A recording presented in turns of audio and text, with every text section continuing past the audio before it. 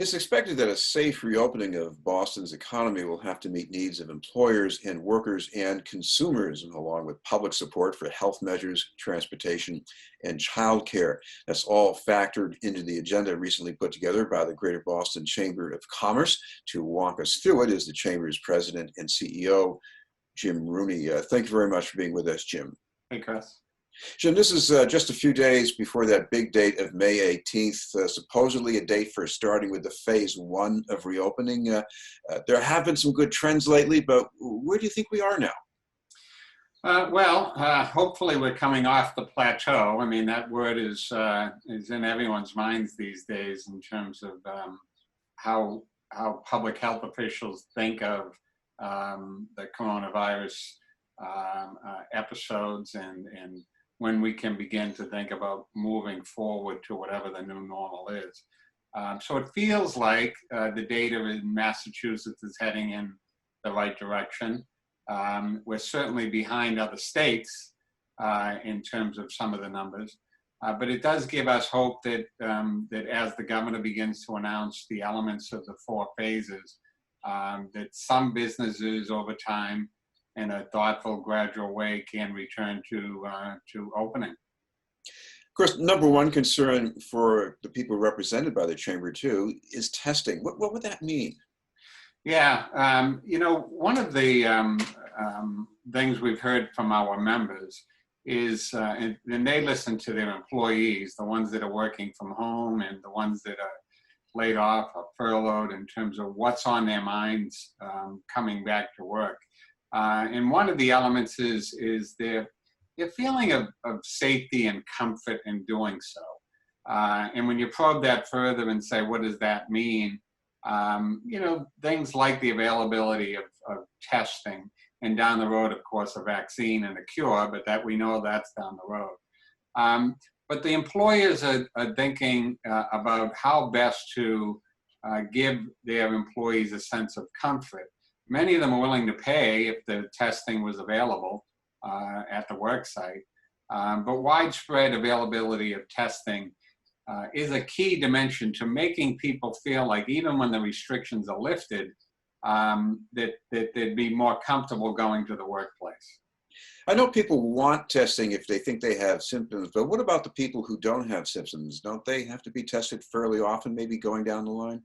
Well, I think there is a hierarchy. I think that, in terms of testing and prioritization, certainly the ones you mentioned, people that demonstrate symptoms are first and foremost. People who present in a medical situation would be first. And then beyond that, you go to people that have some exposure to someone who has tested positive, who have been in the presence in some meaningful way.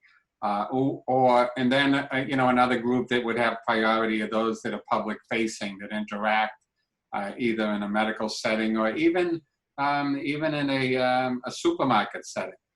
People that interact or have to, don't have the luxury of working from home, would be another priority. So I think you can think about, given that there's a limited number of tests that can be conducted, how do we allocate and prioritize those? Ideally, what we should be able to get to and what we've advocated for is an anytime, anywhere goal. Now that may be months, if not a year away, when there's something that is efficient and easy to administer, maybe self-administer. It may be time to develop that test, but that should ultimately be our goal, that if someone just feels that they want to do it, that they should be able to do it regardless of the prioritization I talked about before. In the near future, you can reopen some businesses where the risk isn't too high, but you also need some childcare, at least going for the next couple of months into the future. What do we need?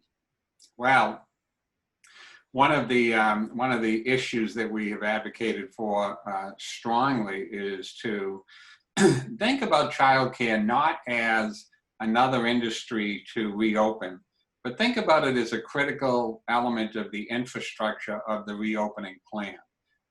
There's many people out there that are either working from home or perhaps laid off or furloughed with children, And if we begin to think about the reopening and coming back to work, some people will have, again, that luxury of working from home, but albeit perhaps with children, which creates its own set of stress.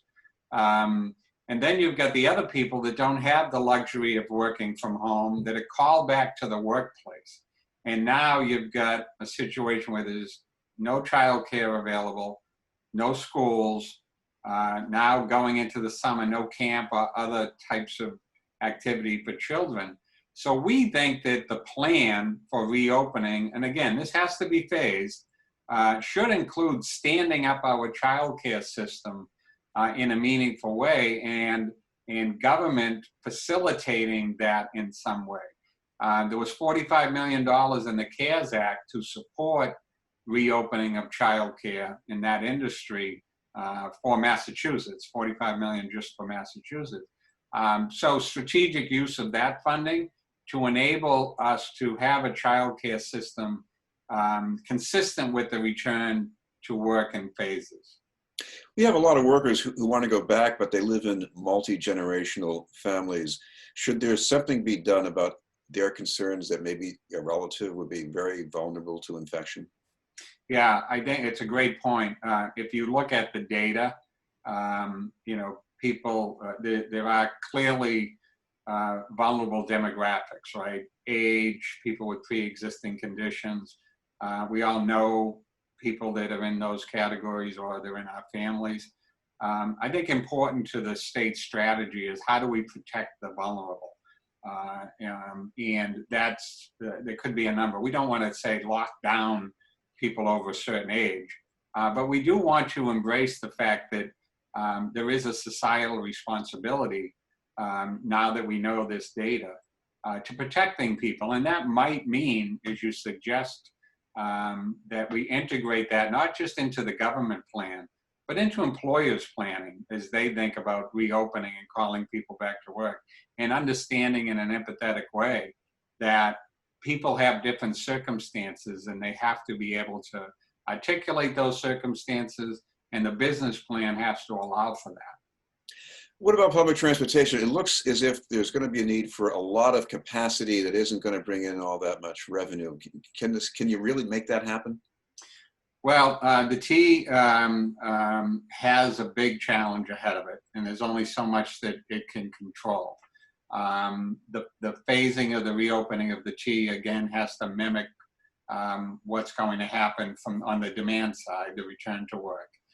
Right now, they're on a very light schedule with very light demand, particularly on commuter rail. So it's not a stressed issue right now. I don't expect with the announcements on Monday that there'll be a lot more stress put on the T in terms of demand. I don't think the governor's going to announce broad openings on Monday. A big component in terms of the demand side will be that many of the big employers and big companies have already announced that they're going to continue working from home through the summer, if not the end of the year. So you'll see tens of thousands, if not hundreds of thousands, of people that would have been T riders that are continuing for some period of time not to join in the commute. Now, that being said, there's a lot of people who don't have that choice. Either their job requires that they physically be in a workplace, and some of those people don't have any choice but to take the T. So we do have to accommodate them. What we've called for is the T to announce very specifically what its service plans are going to be at each phase of the reopening plan. So if they have a limit on the number of people in terms of drivers, a limit in terms of the number of vehicles they have, and that is further limited by the public safety requirements of how many people can be on a train or a bus. Tell us what that's going to look like, and tell us the rules of engagement when we go to take the T. If only 24 people are going to be allowed on a bus, and when by the time it gets to my stop, it's full, is it going to drive by me? I mean, how's that all going to work? I think the T has to have a plan for each and every line, each and every bus route. I think they have to communicate it and have a very robust communications plan and indeed a dialogue with its riders over time, because it's going to require a lot of good personal behavior by the riders and patience when this all comes back. Before the pandemic, Boston had this great winning formula: density, learning, culture, and innovation. What about going into the future? Can the city still play that hand? Yeah, you know, I agree that that's an element of the formula, and I would sort of underscore the talent and innovation of the people that are here in Boston. And you know, one of the lessons of previous downturns is that that high level of talent and that sort of in our DNA, that innovation has led us out of past downturns in the economy, sometimes faster than other parts of the country. I think we're going to get back to some of that. The normal of 2021 will not look like the normal of 2019. We all know that. We all know that people are much more comfortable with this sort of work from home type of activity. But some of what you're suggesting isn't really done well that way. I mean, you can't be in lab space virtually, right?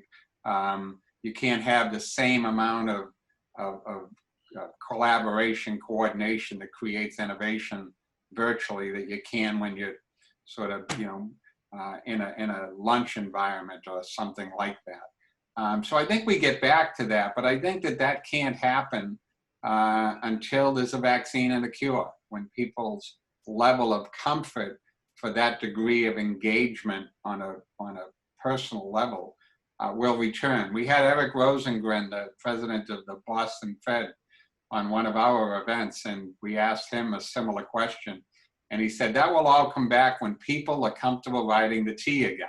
So back to the T, when people are comfortable crowding on a platform or crowding on a red line or a bus, I think we'll see the return of that kind of economic stimulating activity that you described.